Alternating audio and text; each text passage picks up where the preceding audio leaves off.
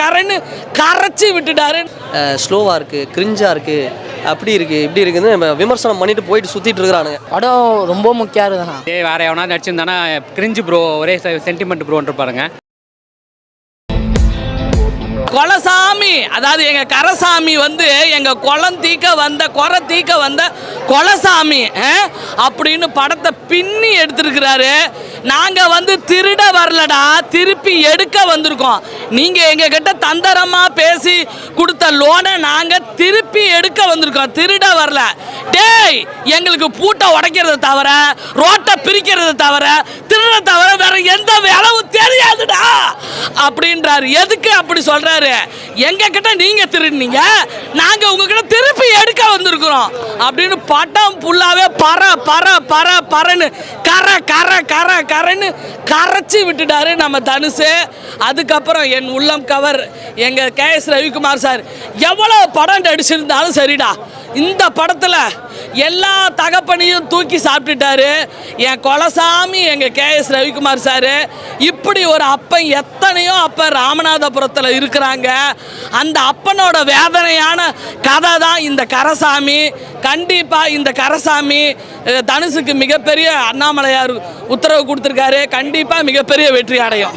சரி, டிவி பிரகாஷ் அதான் போட்டிருக்காரு, கரசாமி என் குறத்தீக்க வந்த கொலசாமி அப்படின்னு அந்த ஒரு வரியே போதும். படம் ரொம்ப முக்கியம் இருக்குதுண்ணா. இது நான் எதிர்பார்த்தோம், நிறைய ஆடியோ லான்ச்சில் பார்த்தோம், எதிர்பார்த்தோம். நான் ஆடியோ லான்ச்சில் நினச்சிட்டேன். நான் ஒரு ட்ரீசரை எத்தனை வாட்டி போடுவோம் ஒரு ஆடியோ லான்ச்சில்? ஒரு வாட்டி போடுவோம், 30 வாட்டி போட்டான் அப்புறம் ஆடியோ லான்ச். அப்பயே நினச்சிட்டேன் படம் இது படம் பார்த்தோம், ரொம்ப ஆர்வமாக இருந்த அந்த படம் பார்க்கணும். தனுஷ் ஒரு கம்பேக் கொடுப்பாருன்னு பார்த்தோம் ப்ரோ. ஆனால் தனுஷ் மேலே தப்பு சொல்ல முடியாது, இவங்க கதையை தான். படம் நல்லா இருக்கு, ஆனால் கதை ஸ்லோவாக போகிற மாரி இருக்கு ப்ரோ. 2 ஹவர் 3 ஹவர் படம் மாரி காட்டிட்டாங்கண்ணா. அது பாட்டு, ஹீரோனி, அதே அந்த போலீஸ் கேரக்டர், அது எல்லாம் பக்கா வந்துச்சு. தனுஷ் கேரக்டர் பக்கா வந்துச்சு. தனுஷ் கேரக்டர் இந்த ஹீரோனி கேரக்டர் தப்பு சொல்ல முடியாது. இவங்க கதை தான் கொஞ்சம் ஸ்லோவாக போகிற மாரி, மற்றபடிலாம் செம்மையாக இருக்குது. கரை படம் வந்து ஒரு வில்லேஜ் பேஸ் சப்ஜெக்டில் எடுத்திருக்காங்க.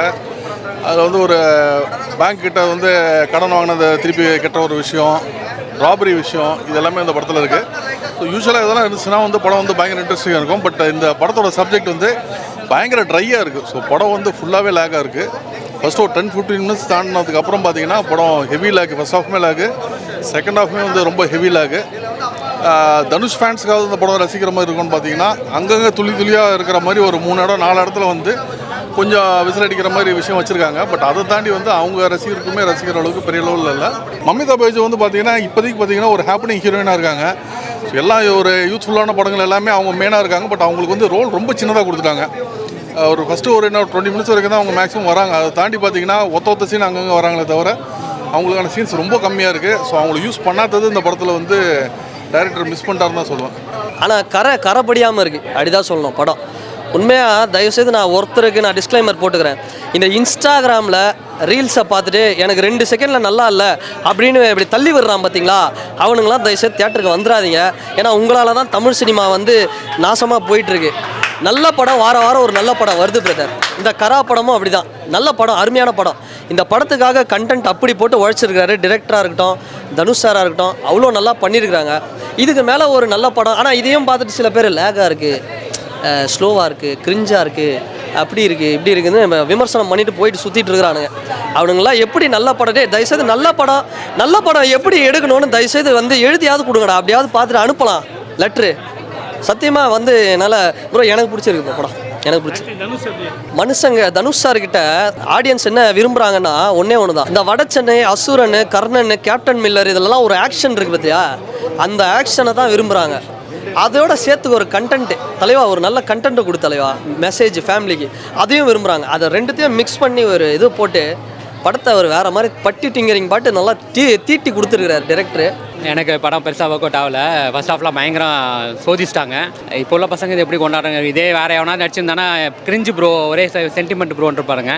ஃபர்ஸ்ட் ஹாஃபில் பயங்கரமாக சோதிச்சிச்சு. செகண்ட் ஹாஃப் ஓகே தான், அதுவுமே ஒரு தப்பை வந்து நியாயப்படுத்த முயற்சி பண்ணியிருக்காங்க. ஆஸ் யூஷுவல் ஹீரோ, அந்த மாஸ் ஹீரோ அந்த சப்ஜெக்டை வச்சு கிளாஸ் வாங்கி கொஞ்சம் கொண்டாடுற மாதிரி மாற்றணும்னு முயற்சி பண்ணியிருக்காங்க. பட் ஓகே தான், எனக்கு வந்து விக்னேஷ் ராஜாவோட டேரக்ஷனுக்காக தான் மெயினாக வரணும்னு நினச்சேன். ஏன்னா ரொம்ப நாள் கழிச்சு அவரோட 2வது படம், அதுவும் தனுஷ் மாதிரி ஆளுன்னு வரும்போது ட்ரைலரே ரொம்ப இன்ட்ரெஸ்ட்டாக இருந்தது. 2ஆம் உலக போர்லாம் சொன்னாங்க. ஸோ ஏதோ பெருசாக நேஷனல் இன்டர்நேஷனல் இஷ்யூ பேசுவாங்கன்னு பார்த்தேன். பட் இல்லை, ஒரு முக்கியமான விஷயம் தான் பேசியிருக்காங்க. அப்போ நடந்த விஷயம், இந்த புதுசாக பேங்க் ஆரம்பித்து லோன் கொடுக்க ஆரம்பிக்கிறப்போ மக்களை எப்படிலாம் ஏமாற்றினாங்கன்னு. பட் அது இனிமேல் நல்ல விதமாக சொல்லியிருக்கலான்றது என்னோட பாயிண்ட். கரா வந்துட்டு தனுஷ் சாரோட ஃபேன்ஸ்க்காகவே எடுத்த மாதிரி தான் நான் ஃபீல் பண்ணுறேன். ஏன்னா ஸ்டோரி வைஸ் எல்லாம் கொஞ்சம் லேகிங்காக இருந்த மாதிரி, கான்செப்ட் வந்து நல்லா இருந்துச்சு.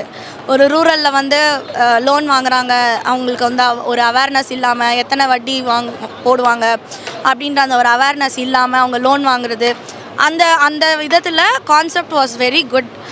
ஆனால் கொஞ்சம் ஸ்டோரியில் வந்து வேறு மாதிரி எடுத்திருந்தாலோ இல்லை வேறு மாதிரி காமிச்சிருந்தாங்களோ கொஞ்சம் பெட்டராக இருந்திருக்கும். போர் தொழில் அளவுக்கு, அதான் போர் தொழில் வந்து ஒரு நார்மல் யாருங்க தெரியாத ஒரு ஆளுங்களை வச்சு எடுத்தாங்க படம் ப்ரோ. அது அவ்வளோ பெரிய ஆள்லாம் இல்லை அவர்.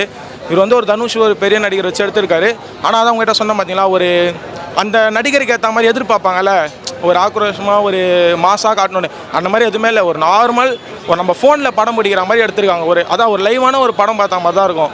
இது ஒரு மாஸ் படம் மாதிரியோ ஒரு இது படம் மாதிரியோ இருக்காது. ஒருத்தன் பாதிக்கப்படுறான், அந்த பாதிக்கப்பட்டதை ஒரு படமாக எடுத்து காமிச்சிருக்காங்க. இது ஒரு உண்மை கதை.